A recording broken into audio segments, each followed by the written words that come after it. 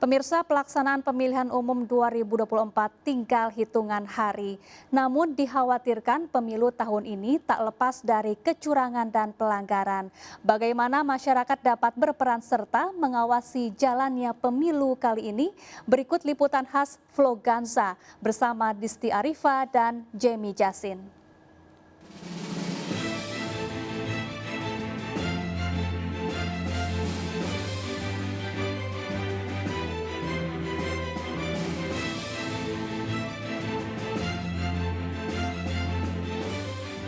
Pesta Demokrasi Pemilihan Umum 2024 tinggal hitungan hari.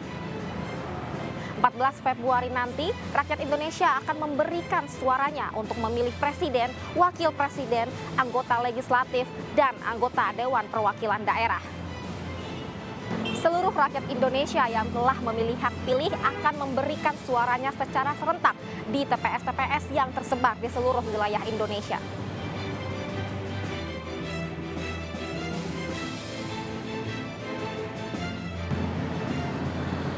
Melalui daftar pemilih tetap atau DPT dari KPU, jumlah pemilih dalam pemilu 2024 mencapai total 204,8 juta pemilih. Dalam angka tersebut, sebanyak 203 juta pemilih merupakan pemilih yang berada dalam negeri. Kemudian 1,7 juta pemilih merupakan pemilih yang berada di luar negeri. Jumlah pemilih terbesar di dalam negeri ini menduduki Pulau Jawa, yakni 115 juta pemilih yang artinya ini melebihi 55% pemilih. Kemudian disusul oleh Pulau Sumatera sebesar 43 juta pemilih.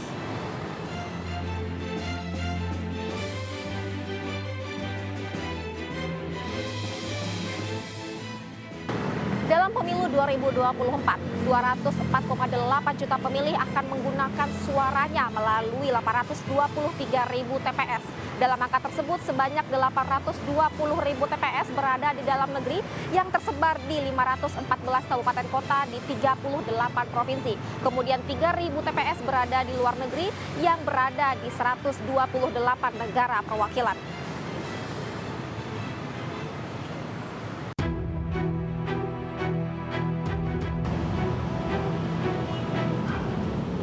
Jumlah pemilih yang sedemikian besar dan demografi TPS yang tersebar di seluruh wilayah Indonesia tentu membutuhkan perhatian khusus.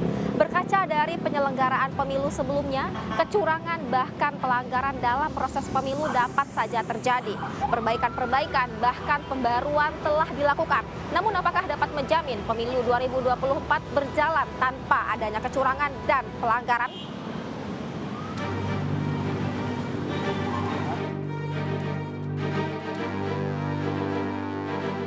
Pemirsa, saat ini saya sudah bersama dengan pengamat politik Pak Pangi Syarwi. Assalamualaikum Pak Pangi. Salam. Baik, Pak Pangi, ini kita mungkin bisa berbincang soal kemungkinan ataupun celah kecurangan ataupun juga pelanggaran di pemilu tahun 2024 ini. Gimana Pak Pangi? Bersedia Pak Pangi? Ya siap, bersedialah untuk menjaga demokrasi kita supaya tidak ada pelanggaran-pelanggaran. Kan sekarang lagi tren Mbak, rambu-rambu lalu lintas istilahnya melawan arah, sen kanan belok kiri ya. Betul. Itu pemilu yang seperti itu terjadi.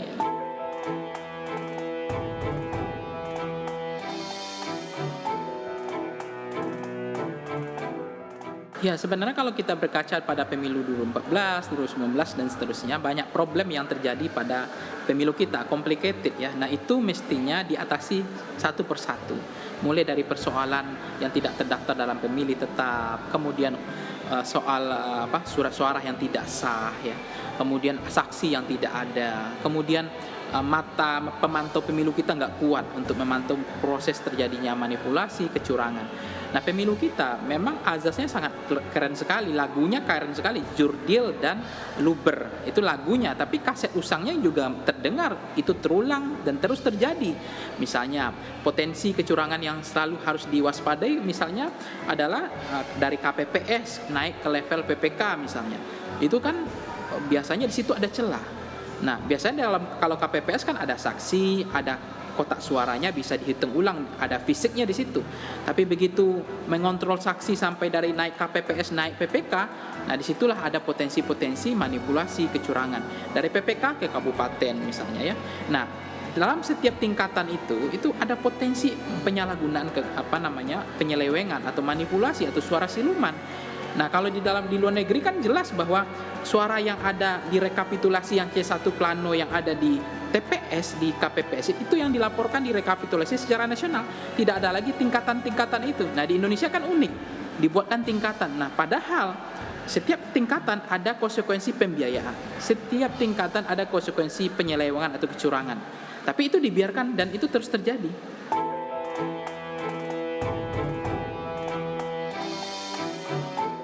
Ya sebenarnya banyak yang perlu dibenahi. Setiap permasalahan harus diatasi persoalannya. Nah, Bawaslu misalnya ada foto pelanggaran. Kemudian itu hanya sekedar dipoto, tidak ditindaklanjuti. Harusnya kan setiap laporan siapapun mereka, mau 01, mau 02, 03, peluitnya ada. Keluarkan dari gelanggang kalau ada pelanggaran. Salah satu yang menghantui para pemilih atau yang membuat mereka enggan memberikan suaranya adalah kecurangan atau pelanggaran selama proses pemungutan suara juga penghitungan suara. Dengan demokrasi yang semakin terbuka, transparan, dan akuntabel, seberapa besar harapan mereka pada pemilu 2024? Sebagai Gen Z ya, saya lahir tahun 2000-an gitu. Saya mungkin belum punya pengalaman gitu buat memilih, jadi pertama kali saya. Jadi saya melihat kadar melalui debatnya gitu. Saya pribadi sangat prihatin karena selama ini banyak kecurangan-kecurangan yang terjadi. Jadi sebenarnya seluruh masyarakat Indonesia ini sangat mengharapkan pemilu yang bersih. Kekhawatiran akan kecurangan ataupun pelanggaran selama proses pelaksanaan pemungutan suara juga penghitungan suara tentu menjadi perhatian banyak pihak. Beberapa orang memilih untuk bergerak memberikan sumbangsih pada bangsa, mengawasi proses pelaksanaan pemilu. Salah satunya adalah dengan menggunakan aplikasi pemantauan pemilu buatan anak bangsa.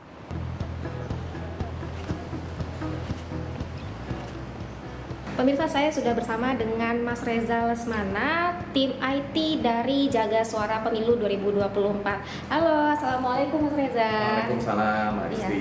Mas Reza, ini aku mau berbincang-bincang soal aplikasi yang katanya ini berfungsi untuk menjaga jalannya pemilu 2024. Baik Mas Reza, mungkin bisa dijelaskan lebih lanjut seperti apa sih penggunaan dari aplikasi ini, Mas? Oke, jadi ini adalah aplikasi mobile di Android ya, platform Android.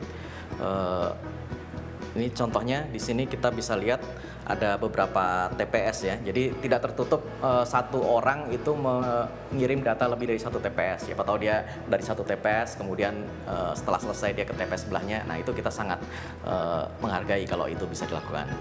Nah, ini sebagai contohnya kita masuk ke TPS yang sudah dimasukkan ke aplikasi. Ya, ini penambahan TPS, misalkan kita masuk ke DKI Jakarta. TPS ya, 8, oke.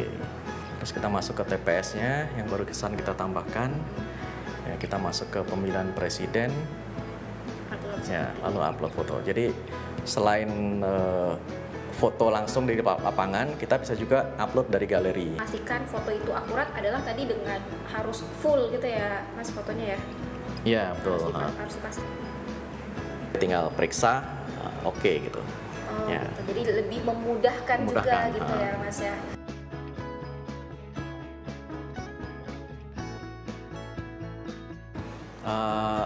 Ya intinya begini kan, kita punya data primer ya, ini data primer dari TPS ini kan kita akan masuk ke server kita rekap. Nah kita jadi bisa membandingkan dengan data yang di KPU ya, asumsinya mereka juga akan mempublikasikan foto-foto C1-nya.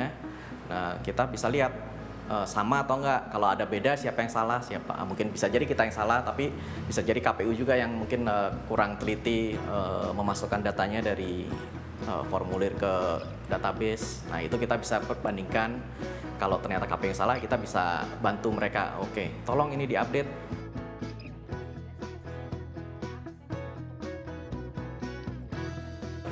Ya, publik, masyarakat semuanya bisa lihat. Jadi ini data yang direkap akan kita publikasikan di situs kami, situs Jaga Suara 2024. Ya di situ akan terlihat rekap di tingkat nasional, kemudian bisa drill down ke provinsi, kabupaten, kecamatan, kelurahan, bahkan sampai TPS. Pelaksanaan pemilu 2024 tinggal hitungan hari. Anda dan jutaan rakyat Indonesia akan memberikan suara atau hak pilih. Gunakan hak pilih Anda secara bijak dan bertanggung jawab. Bersama kita mengawasi proses pelaksanaan pemilu demi kebaikan bangsa. Ingat, pilihan Anda akan menentukan masa depan bangsa dan negara. Saya Distia Arifa dan juru kamera Jemi Yasin. Sampai bertemu lagi dan terus saksikan Vloganza.